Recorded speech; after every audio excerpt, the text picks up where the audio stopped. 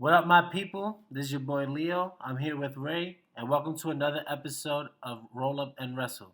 Don't forget, tonight we'll be live at 8 p.m. But for now, enjoy this show. Bro, we so need a theme song. We definitely need a theme song. We don't. We definitely do. I'm telling you, a theme song would be so nice in the beginning. Right after that, we have a nice little theme song to come kick in, and bam, bam, bam, we'll be, bro, it'll be nice. It'll be nice. I'm telling you, I know it'll be right. First off, I'd like to shout out Acer5000 on YouTube. Thank you for subscribing us. Very much appreciate it. Definitely appreciate the support you're giving. Definitely return the love back. Hope to see big things in the future. Now, straight into the news, because a lot of crazy things have happened in the last 24 hours. Maybe a little less than that. Wrestle Royalty on Twitter, that's at Wrestle Royalty on Twitter, put up a tweet saying that the WWE's idea of the Money in the Bank corporate headquarters match is not an original concept. DDT Pro Wrestling in Japan has been doing their shows inside their parent company's HQ for years now. What are we thinking about that? And also, I'm also gotta add in, Kenny tweeted out last night, right after AEW Dynamite, that he wrote them, in quotations, DDT style doesn't work in America, end quotations, and then he wrote, Kenny, in quotations, hold my Coke Zero, end quotations. Are we seeing some type of trend about to move forward? I don't see the big deal about this.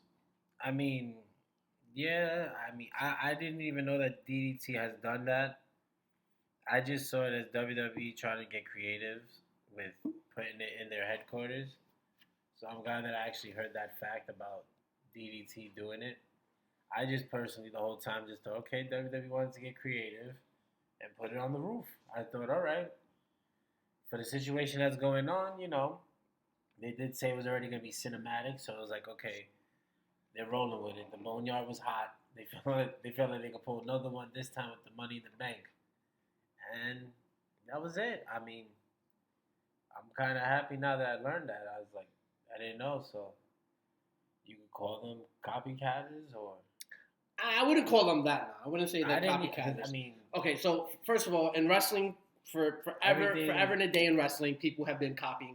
Everything gets duplicated. Everything gets duplicated. It happens in wrestling. Some people take a move. Some people take a whole entire move set. Yeah. It happens in wrestling. Okay. Like everybody has the sharpshooter as a everyone does super kicks. Everyone does moonsaults. It's fine. I'm okay. I'm okay with that. I'm okay if WWE wants to take an idea from one pro wrestling company to another. I'm okay with that. What I'm not okay with is if WWE tries to call it an original concept. That is what I'm not okay with. I'm not okay with WWE trying to write wrestling history. Well, now that I know they're not the first, yeah, I agree. But that's what I'm trying to say. I hope that they don't say that they are the first to ever do it. Well, that's why, I mean... Because they weren't the first to wrestle. They weren't the first company to have two women wrestle in Saudi Arabia. They didn't have... Nah, I don't think one time they've mentioned this is to be an original content. They said it's a unique. They just say it's unique. The most unique Money in the Bank. Yes, they're absolutely right. So they're making sure that they're letting us know, like, it's not, just this. It's just the most unique Money in the Bank match. Yes, So, like, that's basically saying, like, this is not going to happen again. Is what they're basically saying. Like, this is not going to happen again type, Hey, once in a lifetime, right? But it ends up happening twice. Let's end up seeing. The next one was for the title. No, don't want to hear about that. Do not want to hear about that. Apparently, Becky Lynch calling out the winner of the Money in the Bank match means either Nia, Asuka, or Shayna is going to end up winning the Money in the Bank match. So now that we have 50% of the winners, or we may not have 50% of the winners, who do you actually see winning Money in the Bank and actually coming out to Becky's call-out? I think Nia Jax is going to win Money in the Bank. You still have Nia Jax winning Money in the Bank? Yeah. Shayna, no matter what's gonna get her hand. Shayna's gonna get her chance again on Becky. Okay. If she does win the Money in the Bank, I'm cool with that to keep the rivalry going. Because now it's like Becky has to watch her back. Because Shayna could attack from anywhere. Okay. But I think Nia, boost it up a little more. Have that extra person. When Becky does go for the Hollywood scene, Nia's established again as champion. I mean, if Asuka wins it, I'm even more excited. That's who I had in mind. I had Asuka winning. I think Asuka winning would be the better move.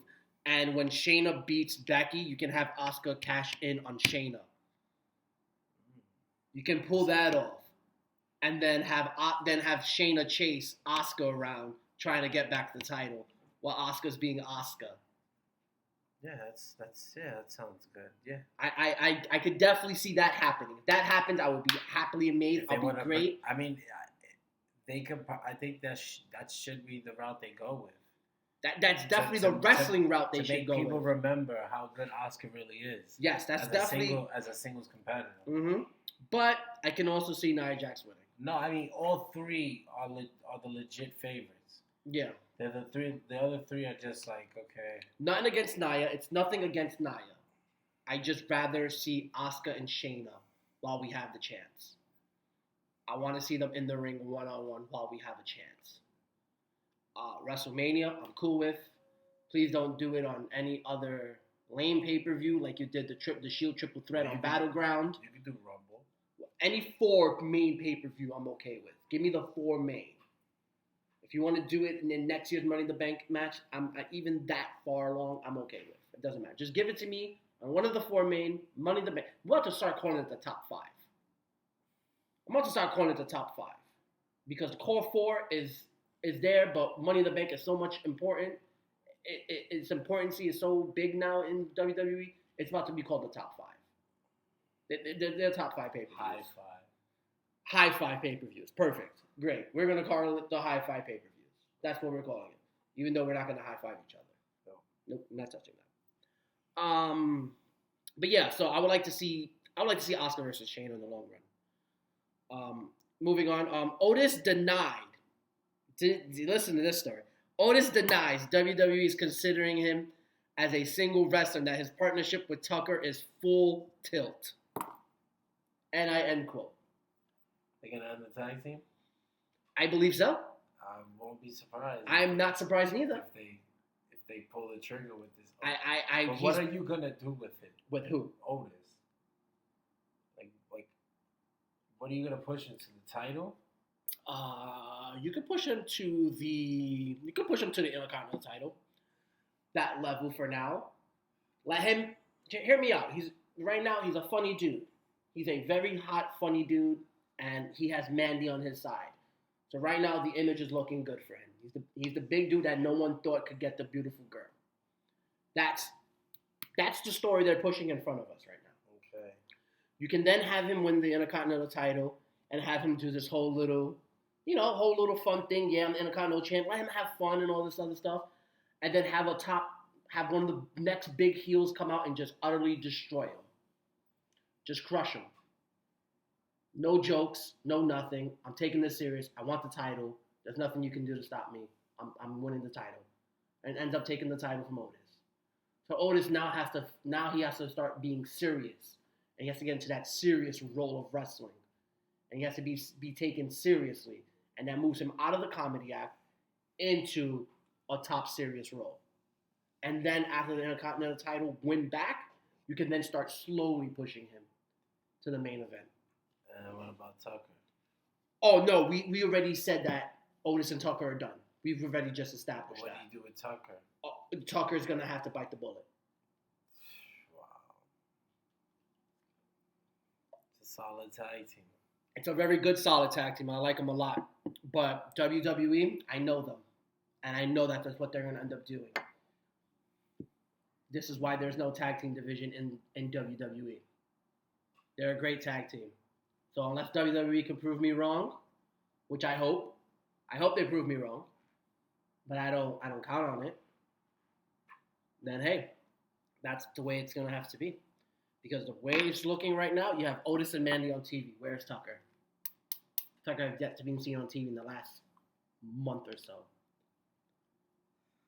Well, he fought Dolph Ziggler not too long ago. He had a match with Dolph Ziggler, Tucker. And what happened? I mean, he lost, but he was on TV. So what does that say to you? Otis could get the win over Dolph, but Tucker can't? Well, obviously the storyline was built for Otis. I get it, but how long ago was that? That was before or after WrestleMania? Before Mania. Where has Tucker been since? Doing the little cameo. We're almost a month in. All right, I'm just saying. I'm just noticing facts. Dolph to win if Otis was gonna win at Mania. I'm just noticing facts. That's all I'm doing. I'm just stating facts. I'm stating facts and I'm creating an opinion off of what I'm seeing. I could be wrong. I could be dead wrong on this. I could be flat out wrong on this, and I'll be fine with it. I'll be completely okay with me being wrong on it. But this is how I see it, and I'm shooting it as I see it. No, I have no say in it. I mean, according to other news, backstage WWE, the reason they're pushing MVP is to create a stable that will finally accumulate with the Apollo Crews heel turn. He's gonna lead the group with Thorne and Vink. No, Thorne and Vink is gonna be part of the heel faction, and then they're gonna use Apollo Crews. They're gonna add Apollo Crews to use. They're gonna use the stable as that as his heel turn. Come on. Yeah, I'm saying, but it's like, would he be, or is MVP the leader? Like, what MVP is just a mouthpiece. So Apollo's gonna lead the way. Apollo's leading the way. That's why I was asking. Apollo's leading the way for now. Shane and Vink are there. Vink's, yeah. Vink is gonna end up getting out of this one way or another. They're gonna just use this to help build Vink, and then they're gonna give Apollo Crews the heel turn. Okay. So they're gonna basically use MVP for the mic.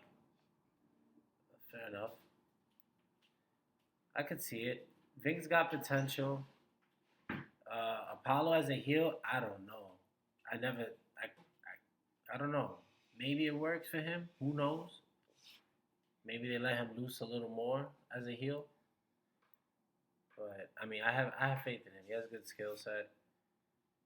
And MVP, I mean, I'm used to the mic talk. He's decent. I like it. I like the move a lot. Giving Apollo Crews a new look. You're gonna give him a new type of character to work with. Maybe a more serious character to work with now, so he can get that intensity. MVP is there to teach him how to work as a heel on the mic. He'll get some mic skills off of that. Having Vink there, he'll get to work with a big guy. He'll, practice with a big guy and see what he can do with that. That'll be able to push. And then Shane Thorne is just there to take the loss. I guess so. That's sad to say. He's good. I like Shane Thorne. He is. I like Shane Thorne, but hey, he's getting the TV time. At this point, he's happy. Pretty much, you're happy with TV time. You're happy with TV time. I'm not going to blame you. I just think he's good. I think he's better than that. I don't think he should always be taking the loss. But hey, you got squashed on NXT. Well, with the group he's in, he's gonna have to do it. Yeah. And you're on TV, so it's like, all right, I don't mind it. I get to show off my work still. Yeah. Also, back in 2015, Vince decided to bury the Ascension. He decided to bury the Ascension shortly after it was brought to Raw from NXT. I'm not shocked. Neither am I. I don't know what he didn't see in them. They were good in NXT. I thought they were good. You felt like they were good for the main roster? Main roster? I don't know. No. At that time, I don't know. Did they even get a pop when they came out? Yeah, they did. I believe so. No, they didn't. No one really knew. Yep. I think that was it. I think when they appeared and there was no pop, Vince decided right there and then. Yeah. That's easy. That's an easy test. That's easy. That's the first test. You're not getting the fans on it. Vince is already like, okay. On to the next. Let's try it. Run it back. Spin the wheel. Mm-hmm.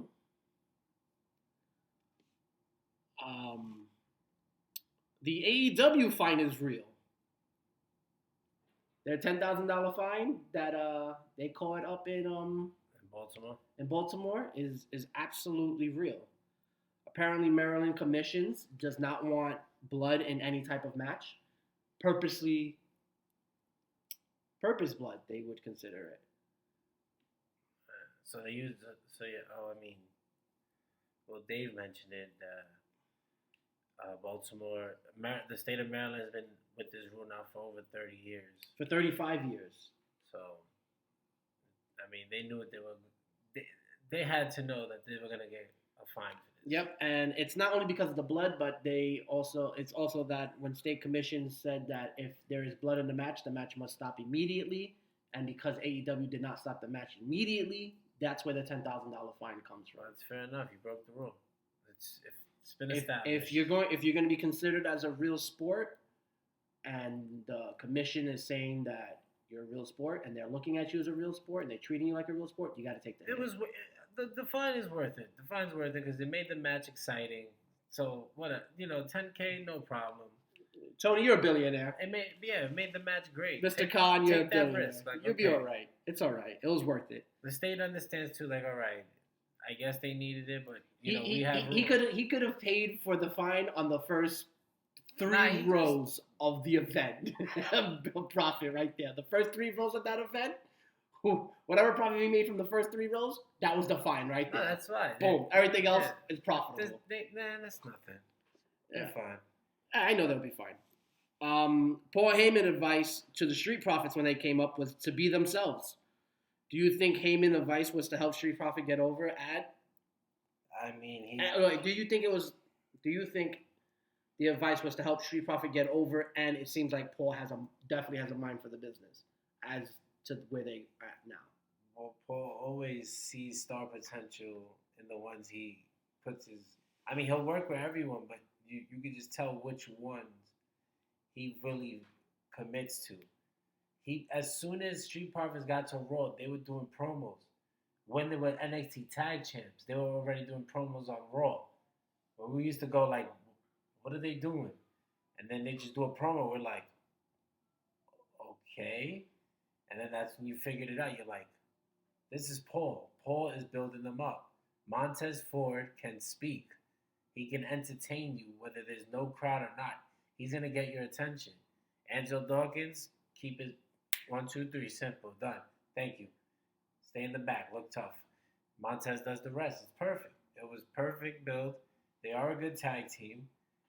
And obviously Montez Ford, if they do break him up, is going to be the big superstar potential out of the two. Yeah, we've been saying it every week, every Raw. Like for them, it's easy. You could just turn Hawkins heel. Yeah, you could just turn him heel on Ford real quick, and then Ford stays as a babyface. Then it'll just be him and Bianca. You can have as a power couple. You can have another power couple now that Karrion and Scarlett are here. Mm-hmm. Then you have Becky and Seth. You got Sure. Charlotte Andrade, but that's not TV yet. They could if they wanted to. You have Zelina and Alistair. That I don't think we'll never see on TV. I don't think so. But who knows? You never know. You can turn Zelina into...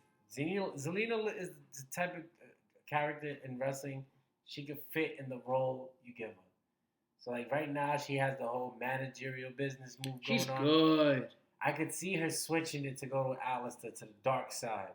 She is. And then them two have those cryptic type promos.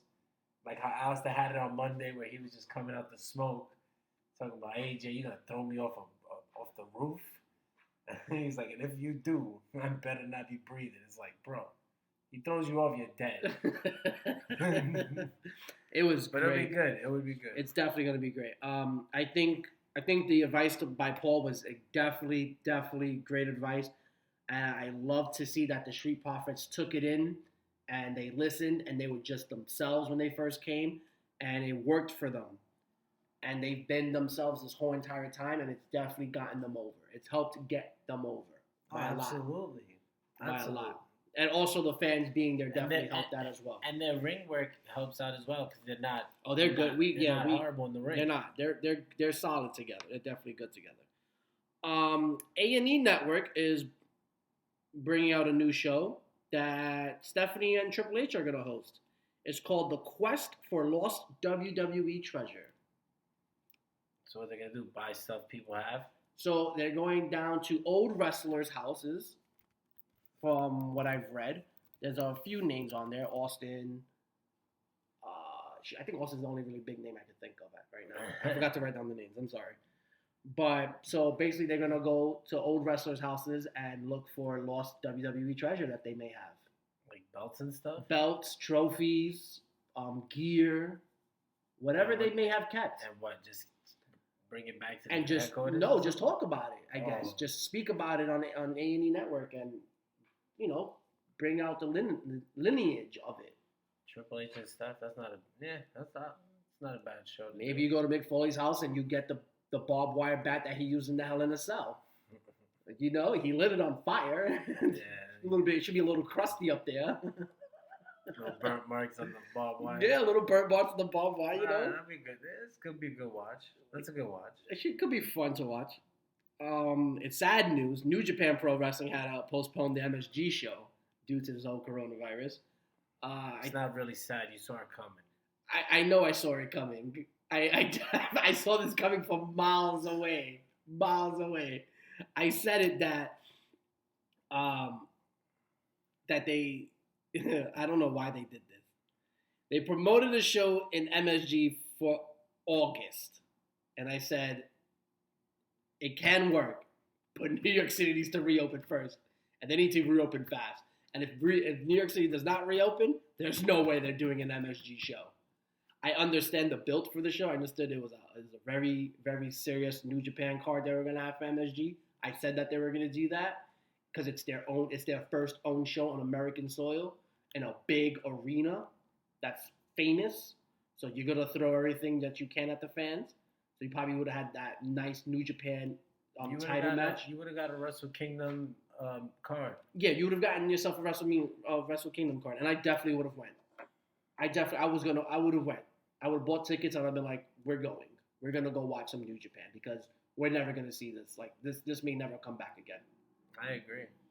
So it's sad that they had to postpone it, but I understand why. They're doing it till 2021. I'm excited for next year.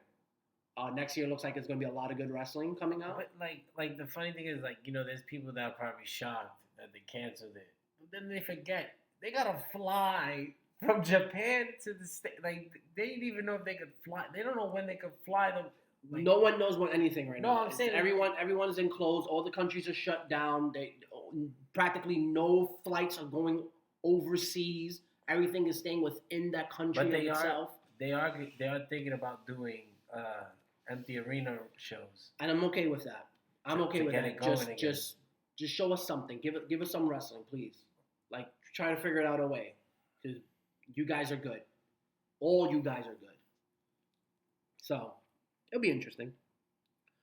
Tony Khan grabbed some inspiration from people. The Tonight Show and the Jimmy Fallon Show started with an audience first. They had their cast members and their bands be the audience and laugh at some funny jokes and stuff like that. And he said he was watching other night shows who weren't doing that, and it just seemed bland. So that's where he got the idea of the audience from, and that he's also taken ideas from Saved by the Bell. It's my show. Do you remember Zach and Slater always betting on football bets? Yeah. MJF and Sean Spears are doing wrestling bets. Okay. So now it just makes it more fun to watch and exciting. Okay, I get it. That's good. Good creativity. And so this is what's helping him create the AEW shows of this that's moment. That's obviously the reason Vince is not going to go with that same move, because then he knows in the media we're going to just say, oh, you're copying AEW. That's why he's not going to do it. Yeah, we know how Vince is. So his is going to be dry. He sees AEW doing it thinking like, Vince knowing like, okay, that was well thought of. But now he's going to be like, nah, we're all right. Even though they're really not. Real reason why Jim Cornette won't manage the Revolt is because he doesn't want to travel on the road on a weekly basis. I don't blame him. He's at that age. He's not trying to do that. He doesn't like flying at all, and he doesn't want to be on the road on a weekly basis. Is there a way so that maybe him and AEW can work together? I mean, even though he said what he said about the business, he does truly feel how he feels about AEW. And I would like for him to be on AEW and speak that on his mind. I would like for someone to give him a live mic and let him bash the company on live TV. They won't let. It'll be fun. They won't. It would be fun because the fans would just boo and boo and boo and boo. And we know this is how Jim Cornette truly feels about the company. But that's real heat. It's real with the back heat. With backstage. That's real heat. I know it's real heat, but maybe they can work something out. I would like to see this it. guy. So he's too much with his. I know he is. I'm just speculating. It would have been fun to watch. But he did say the real reason why he won't do it is because he doesn't want to travel. He want to be on the road. Yeah, I've heard plenty of times. He said that the traveling part is what makes him not want to do it anymore. So if he doesn't want to do it no more, we've seen the EC3 video he put up on Twitter. That little promo he did. What, have EC3 be there, man? Can you think EC3 and the Vault become a stable?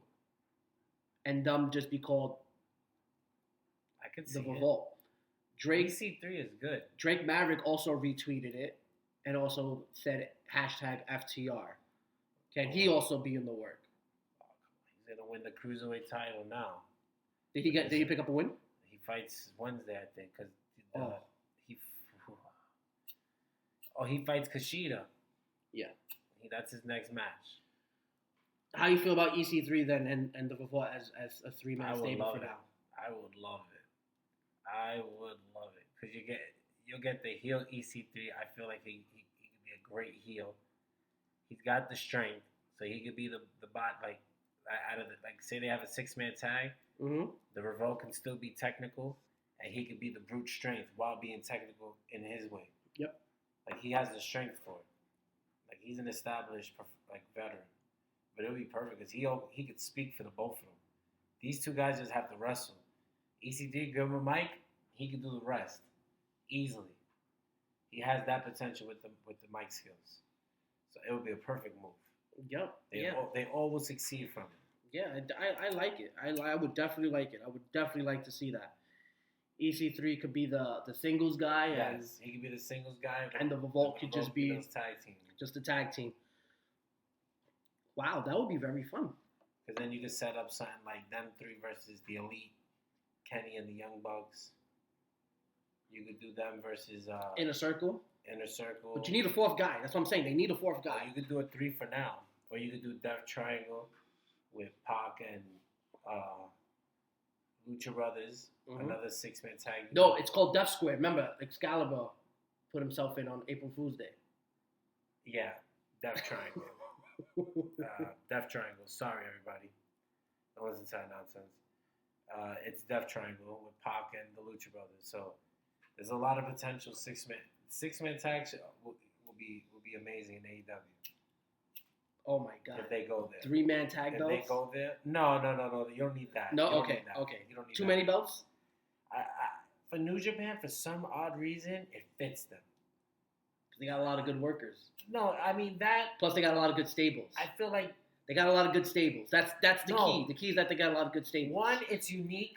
Okay. Not I guess I don't know who started, but I've seen them out of all the companies do it the most with the 6-man tag. ROH also has 6-man tag belts. Okay. Well, a 3-man tag. Whichever one did it first, I give you that credit. You being unique, but I feel New Japan's is more important for the simple fact that they have stables over there. And each stable can give you 3 of their guys to fight for these belts. I think it could work in AEW in the long run. I think it could work in the long run. I do honestly believe it could work in the long run. In the long run, it can work. You got to build, though. You got to build it. You got to build it real nice and slow. Don't rush it. Don't portray it. Let that slowly come into being the next title. Do you really want that? It will be. It can work. It's worked in New Japan. It can work. You just have to do it slowly. I mean, it's not that important in New Japan. It's not a belt that's oh my God. No, but you do get some really great talent with that belt. You get them some really good matches with those belts. You cannot say you don't. It may not be important, but my God, it could definitely be fun to watch. Plus, it gives everybody title experience. Okay, so if you had to compare the 6-man tags from AEW to New Japan, who would take it? What do you mean, right now? Right Oh, now. New Japan. New Japan has all the talent in the world. They have all the wrestling talent in the world. To be considered a 3-man tag champs, you guys definitely have that. You guys could put any 3 men together. You could take the leaders of all 3 groups and give them the tag belts if you wanted to. If you want to do that as New Japan, you know what? We're going to put the leaders of Chaos, LIJ, and Bullet Club together. We're going to put the titles on you, and you guys are going to rush shot on 3-man tag matches all through America. You could do that. That could happen.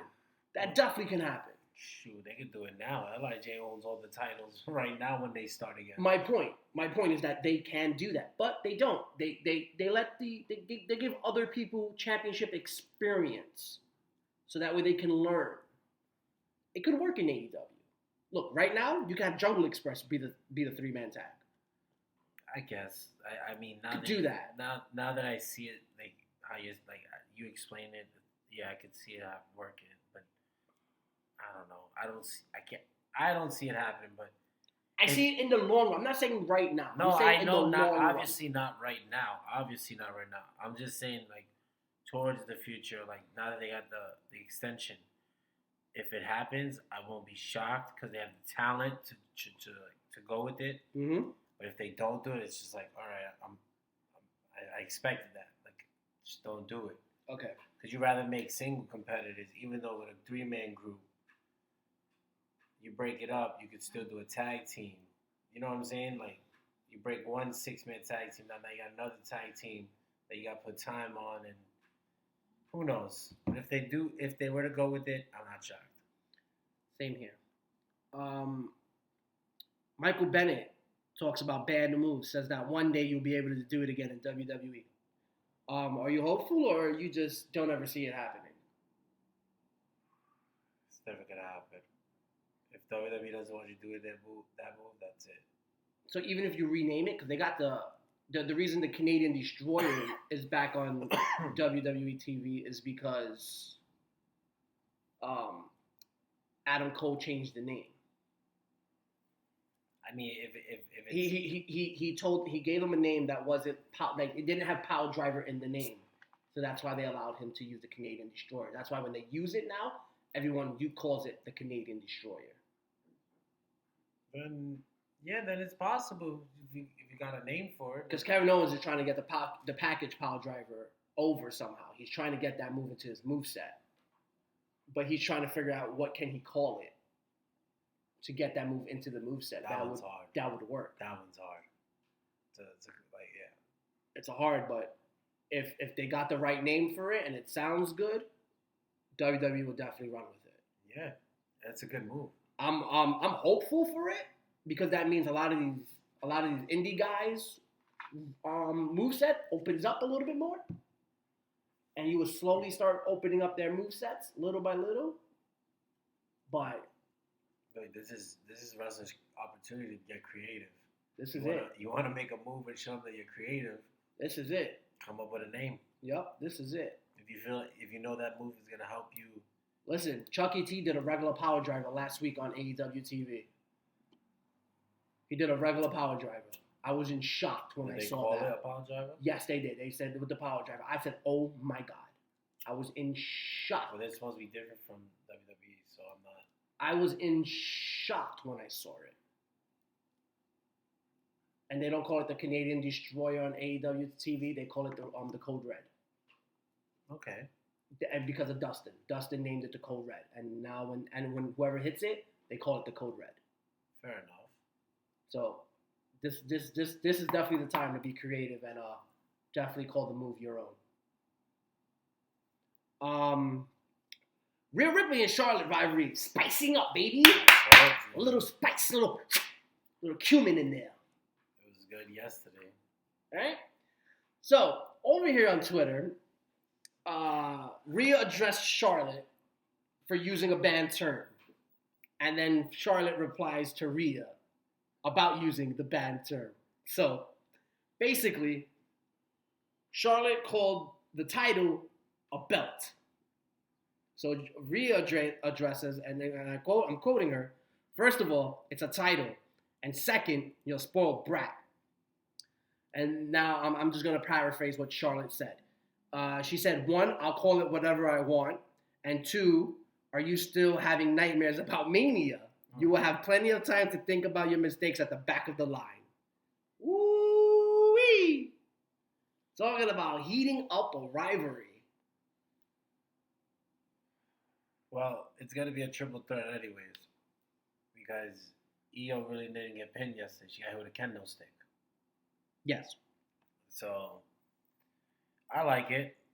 Add a little spice to it, like you said, and then people are gonna forget Io's part of it. So now you're gonna get this amazing triple. Hopefully, the triple threat lives up. Yeah. Because the championship match was bland. It was decent. There was a rush. There's no build up to such a great match that it could have been. But with Rhea in the mix, and Rhea's hot right now, I'll give it that. Definitely NXT will get some ratings for that match that they need. No doubt about it. It's definitely going to be fun to watch in the long run. When they do their takeover, it's definitely going to be fun. Yeah. Not a takeover on a Wednesday, an actual takeover. It'll be fun to watch. Also last night, AEW apparently let some fans in. Interesting, isn't it? Right? They let some fans in. For real? Yes, they did. They let their fans in. They let some fans in. That work there, or? I don't know. It was just reported that they let some fans in. That is crazy. That is definitely insane.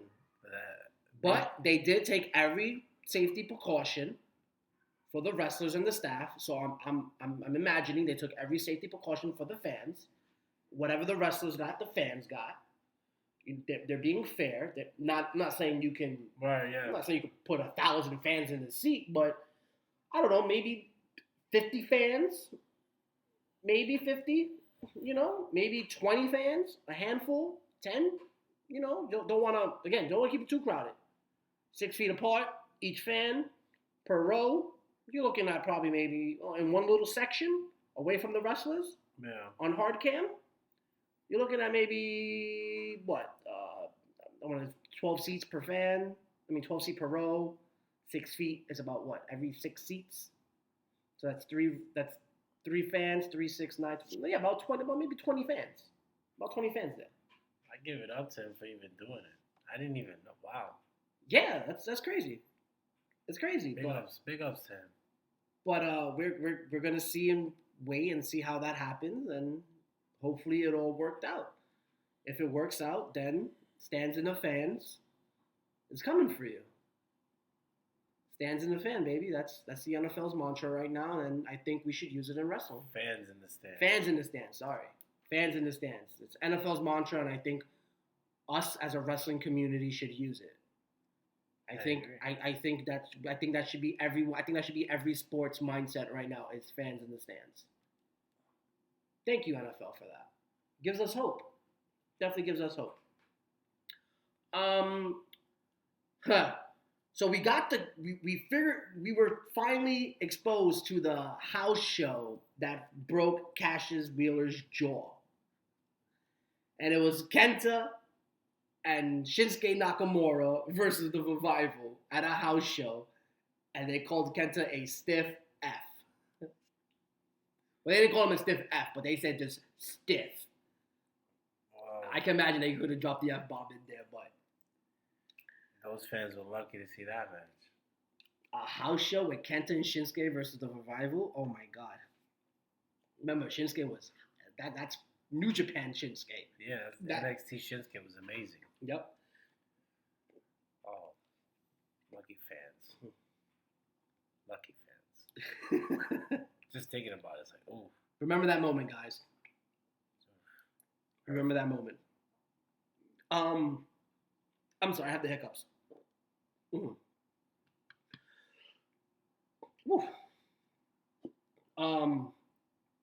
Jericho. Right now, he's a needle threader. He's moving ratings. You could put him on any show, on any place, and anywhere, and it's gonna give you ratings. He's the MVP right now. The no fans wrestling. He's definitely the MVP of no fans wrestling. So my question is to you, and I want you to sit there and think about it for a second, and really try to just gather everybody in your mind when I ask you this.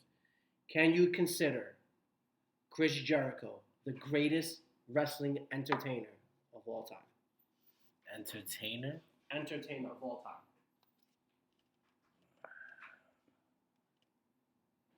I mean, you can put him up there with this AEW run right now.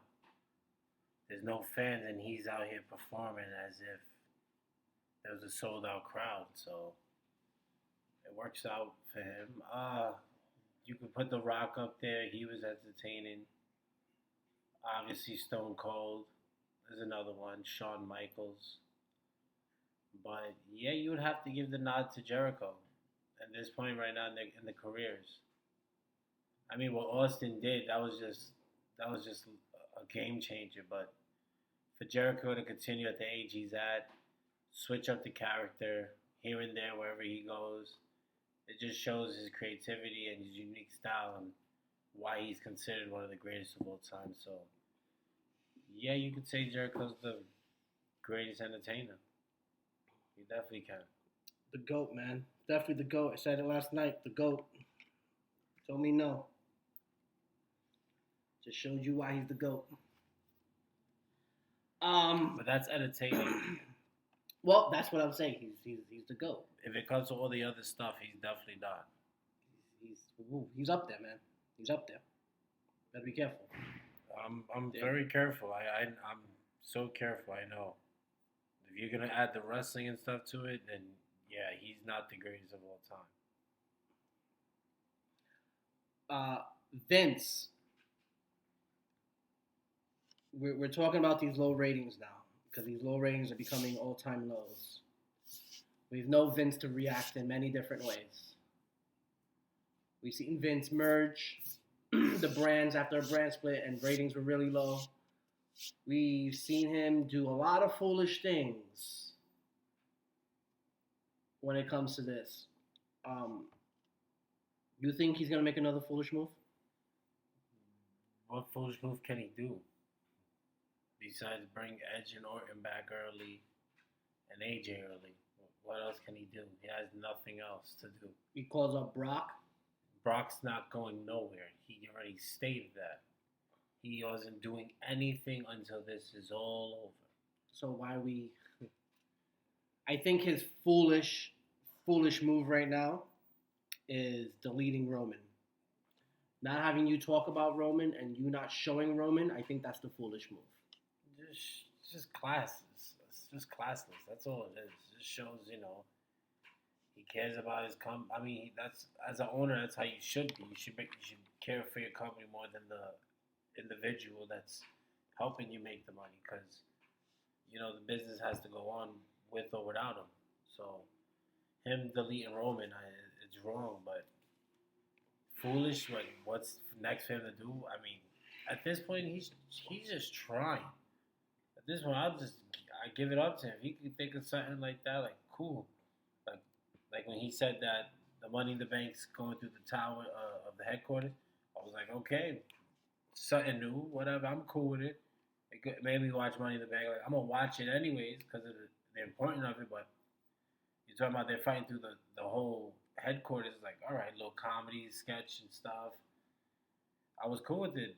Now I find out today that DDT did it first. Like, okay, everything gets duplicated in wrestling. Yeah, everything that's like that. Everything gets duplicated. Everything is fine. The only thing that doesn't get duplicated is the production WWE gives out with the camera work. That's the difference. That's gonna be the big difference between DDT's corporate fighting and WWE's corporate fighting. Yeah, I definitely tell you that much. That's definitely gonna be a huge difference. Like the Boneyard and Firefly Funhouse was like previews of what they could do.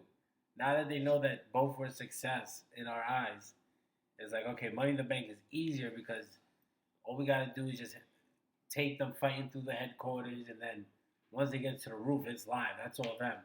Yeah. So it's that's like a 1, 2, 3 thing for them. So foolish. All right, back to the foolishness. I can't unless he brings back an old timer to return real quick to spark ratings up. I can't see anything else Vince could do at this moment. Brock said, "I ain't coming." Roman, you already know.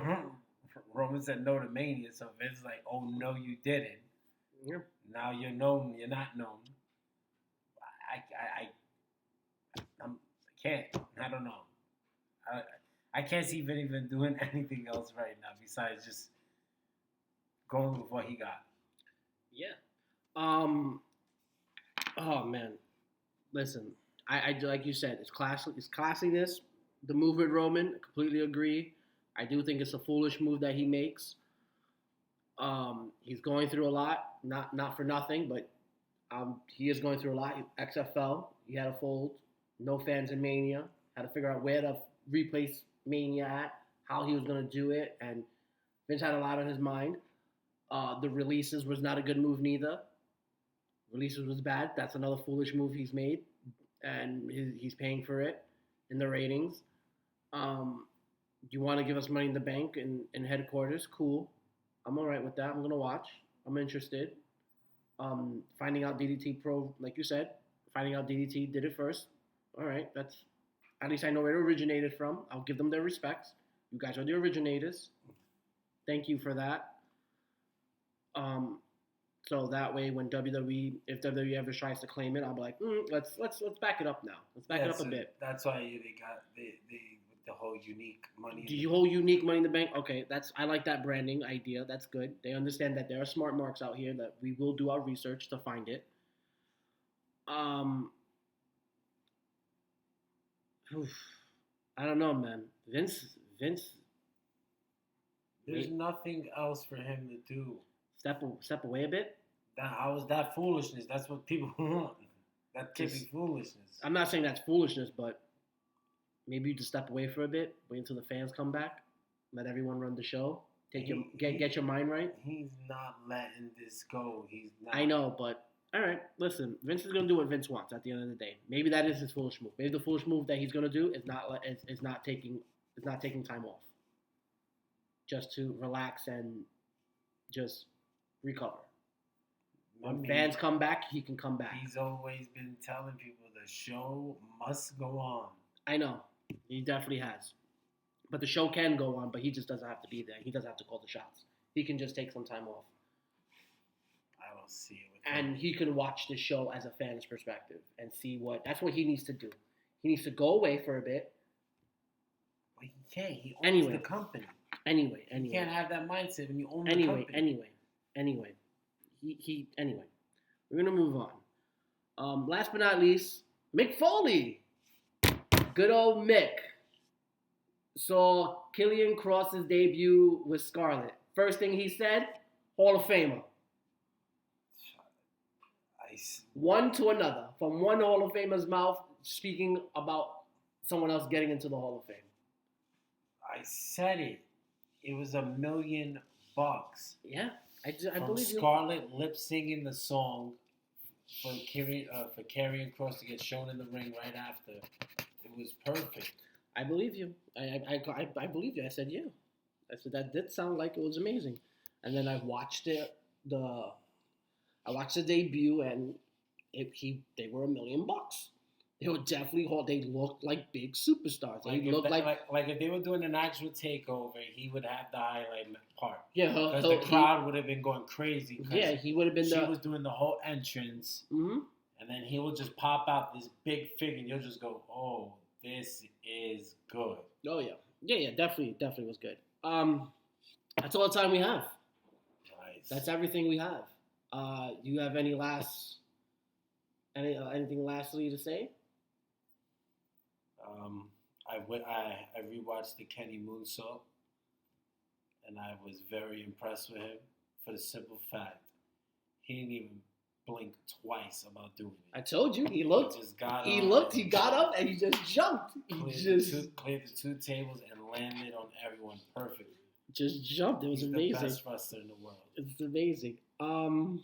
That's all I got. That's all I needed to say. Yeah. Danny's amazing. Yeah. Guys, if you guys gonna tune in at 8 p.m. tonight, we're having. I'm gonna have a little thing called Fantasy Talk, and I'm gonna explain why Double or Nothing should be booked in a stadium, and with the card that they have announced, how I would have everyone go over, and who I would have win and why they should win, and that's it. Stadium with no crowd. In a stadium with no crowd, I have an idea. You could definitely put 50 people around. I have an idea. You even got to put 50 people around, but I do have an idea. I mean, it gotta be good. Got an idea. It must be good. All right, guys. Thank you for tuning in. If you like what you heard, just hit the subscribe button, turn your notification bells, and give us a thumb up. If you guys have any comments or questions, any thoughts, any ideas, anything you guys want us to talk about, look at, doesn't matter. Just leave them down below. Positive, negative, doesn't matter. We're Brooklyn boys. We got tough skin. Thank you guys once again. And always remember, it's never a bad thing for a Rollup N Wrestling.